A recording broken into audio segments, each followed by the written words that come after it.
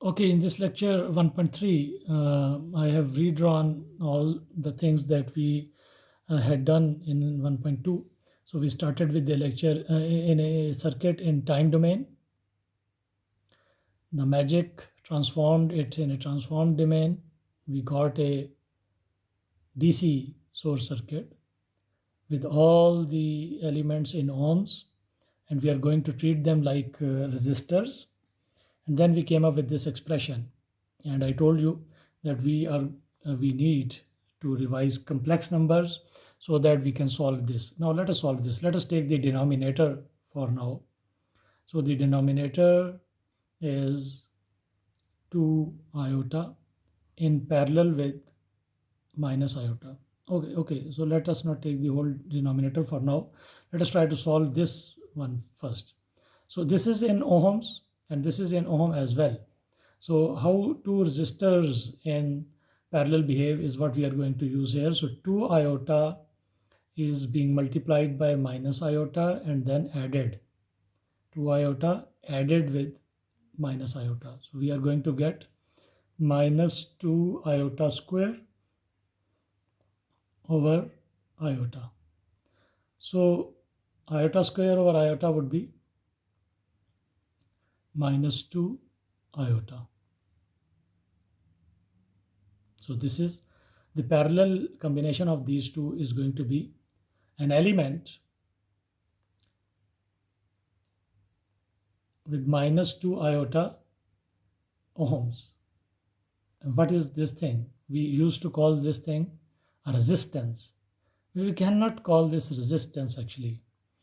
So while the units are same, if we call this resistance, it must be a real value. So while this is termed resistance as in the time domain, so we keep calling it resistance here in the transform domain.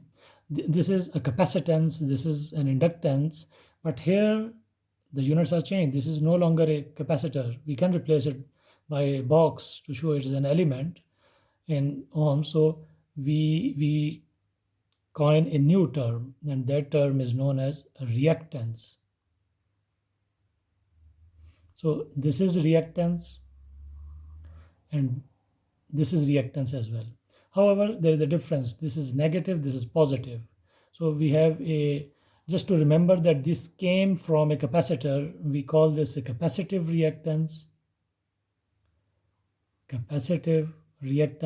and this thing is an inductive reactance. Both are reactances, and the unit for reactance is an ohm, and we denote resistance with R, units are ohms, and we denote reactances with X, where units are in ohms. So sometimes, just to specify that this reactance is from a capacitor, we represent with it with the subscript C, XC and XL. So here we have two C's actually, so this can be XC1 and this can be XC2, but that is a detail we are going to be particular about later on. Right now, let us focus on this solving of this complex or this sum that involves complex numbers or imaginary terms. So what do we get? The equivalent of these two parallel things is a reactance, and is negative, so it is kind of a capacitive reactance. Okay, so now this denominator has become minus 2 iota plus 4 minus 5 iota, or 4 minus 7 iota. So we have a complex number in the denominator. So is is now, and we cannot solve it further. This is the real part, this is the imaginary part. We cannot solve it further. And is is now equal to 1 over 4 minus 7 iota. So I hope you remember from your FSC and A levels knowledge that such a number, we need to find a number, a complex number with a real part and imaginary part, not like this. So in order to solve this, we can multiply this number by the conjugate, the complex conjugate of this denominator. And a conjugate is a number complex. The conjugate of a complex number is a number with the imaginary part sign changed. So 4 minus 7 iota has a conjugate 4 plus 7 iota. So 4 is positive, it's still positive here, but this is negative as the sign has changed, divided by the same conjugate. So mathematically, we have not changed the expression. This still cancels out and we are left with this. So if we now multiply this thing with 1, we are going to get the same thing. And if we are now going to multiply these two together, you can see for yourself, and I would recommend you to do it. Okay, let me do it once for you. This is a minus b, and this is a plus b. So a minus b into a plus b is a square minus b square. So a square minus b square. So what do we get here? 4 plus 7 iota over 16 minus, and this 7 square is 49, right? But iota square is, remember this important thing, iota square is minus 1. Why? Iota is square root of minus 1, and squaring cancels that square root, we get minus 1. So minus 1 into this minus, basically we get a plus sign here, and we get 16 plus 49. So we get the real part of the resultant complex number is is 4 over 16 plus 49, which is 55 and 65, plus 7 over 65 iota. And this is I. So we are going to use a unit of ampere of current. So this is the result. IS, when we have solved everything, we cannot solve it further. We got this number, we can write it in decimal, plus 7 over 65. For now, we are going to stick with this fraction. This is the thing. But if you're for this circuit, which says that if the voltage source is cos t ut, if you write that I is 4 over 65 plus 7 over 65 iota ampere, does not make sense. This is a function of time. This is not a function of time. There is no t here.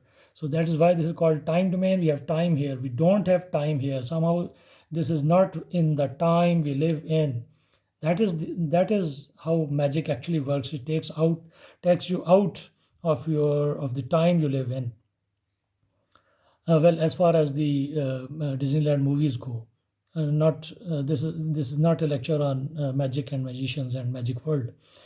So IS basically is this thing. So we cannot say this is the answer. It's not the answer. It's the answer in the transformed domain. Whereas the person who gave us this circuit to be solved and this expression to be found is not interested how we changed the problem and solved it. So we need to transform the result back to the time domain. So if in the transformed world, this is the answer, where Vs is 1 volt, this is the current, is a complex current, but we know in real world, this imaginary thing has to have a meaning that is real. So we cannot write it directly. So here we are going to use another thing, another knowledge about complex numbers that I actually did not make you revise in the previous lecture, but let us do it now. So if we have a complex number Z1, which is in the polar form, which is in the rectangular form, x1 plus iota y1, and we want to convert this into polar form. How is a rectangular notation converted to polar one and polar one to back to the rectangular one? So then we know that this is equal to this in polar form. But the question is, how can R1 be found from X1 and Y1? So now let us drop the subscript straight away because we are dealing with one complex number right now. So the R would be equal to X square plus Y square square root. Why? Because of that complex plane thing. You can go back and look at that video. You can immediately understand that the Pythagorean theorem is to be used. This is the hypotenuse, this is the base, this is the perpendicular. And then this theta is equal to the tan inverse of y over x. So from rectangular to polar, we use this. But what if we are given polar form of a complex number and want to find the rectangular form? Then I believe that you should hold these facts as your understanding, that x would be equal to r cos of theta and y is equal to r sine theta. So given r and theta, you can find x and y. So with this bit, we want to convert this is in rectangular form to polar form. We actually need it to be in the polar form for us to further do the converse magic or the reverse of that magic and take this number back to the time domain. But for that, we first want to have it in polar form. That's important. So rectangular to polar conversion can all be done on calculators, and I leave this exercise to you to master how to do this on calculators. Okay, I have used the calculator to see that this 4 over 65 is 0.0615 plus this thing is 0.1077 iota here. And then using the calculator, I know that if we convert this into the polar form, we are going to get 0.1240 and angle 60.3 degrees. I have rounded it a bit, amperes. So this is the current in polar form that we have computed, and there let us write it here. So IS is 0.1240 angle 60.3 degrees amperes. So due to some magic, this expression in time domain was converted to this number, these into these numbers. So due to the reverse magic, we can take this number back to be I. So why was this IS taken as IS? It was an I here. So I is going to convert to I, capital I. So this I is going to be taken back. This capital I is going to become IT, time domain coming back. 0.1240 will be written as 0.1240. This cos t that vanished is going to come back. And here we understood that there is a 1 here not written, there is a 1 here not written. So now we have that 1 replaced by this number, the 1 replaced by this number, and this 1 will stay. There will be 1 here. But we also understand that here this is cos t means it has a 1 multiplying it plus 0. So it is actually cos of 1t plus 0 degree. This is something I will talk about this later on, and a 1 here. So basically in this number, this 1 is replaced by this cos, this 1 stays, and here we are going to get this number 60.3 degrees, and this is that current. And if we now plot it, if we now plot this thing and plot this both of them together, let us see how would they look like. So cos t plotted simply is something like this. Because of ut, we start at t is equal to 0 as well, and that ut is going to come back here as well, because we are not interested in whatever happened before 0.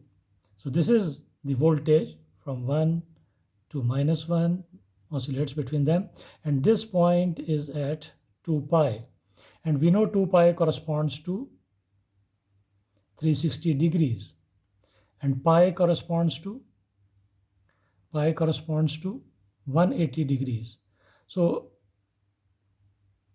in this radian values in radian, 60 degree will correspond to something like pi by 180 into 60.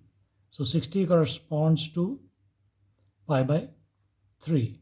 So this is pi by 2, and this would be something like, say, pi by 3. So this plus 60.3 means that by this amount, 60.3 degree or pi by 3, almost around approximately pi by 3, this thing leads this thing. This plus means a lead of 60.3 over this thing. It has a reference of 0. This is a reference thing. Compared to this leads this by 60.3 degree, and by leading it means that this thing goes to the max value later, and this thing goes to the max value 60.3 degrees earlier. So basically we have to take it to this side. So this pi by 3, the lead of pi by 3 is to this side, and it starts from, this is the max from where it starts, but it's the max of this one, this curve will be here. It will start from here, go down, reach the minimum value here, go up, the max value here. So you see, this is leading. This leads this one by 60 degree. Obviously, this part is not to be drawn. It will be drawn like this because of ut. So this thing reached 0 earlier than this one. This one reached the lowest value earlier than this one. How much earlier? 60.3 degree. So this one leads this one. So this is what we get. The IT that we were looking for is 0.124 cos of t plus 60 degree further rounded off ut. And this is the magic we are going to cover in this course. But in this lecture, basically, I have told you what is the end result. Now you can solve any circuit that you are going to encounter. And I would advise you to take up a few circuits in the time domain like this and solve them. So start with cos t ut only. So always take a single voltage source here, but change this circuit and try to find a current, a voltage. Everything is to be handled like it's a resistive circuit in DC domain. And I think these three clips, although not of exactly 90 minutes duration, but pretty much cover so much stuff that you can spend the remaining time of the lecture in trying to solve another circuit for your own convenience. Try to learn, make a good use of your calculators, because you have to be quick through these calculations. You can do this parallel transformation on your calculator much more quickly than this one. You should learn this. While in LCA, I used to say that if you write the equations correctly, you may get up to 100% marks, 80% at least. In this course, it's not true, because solving itself is complicated. So if you write the equations correctly and the question is difficult to be solved, then you get 50% of the marks and 50% for solution. Even a significant part of the exact answer and its meaning would be allocated. And so a question needs to be solved in full, and for that you have to have a good and thorough understanding of LCA concepts, all the circuit concepts, basic concepts, and as well as a good hold on these calculations of manipulating complex numbers.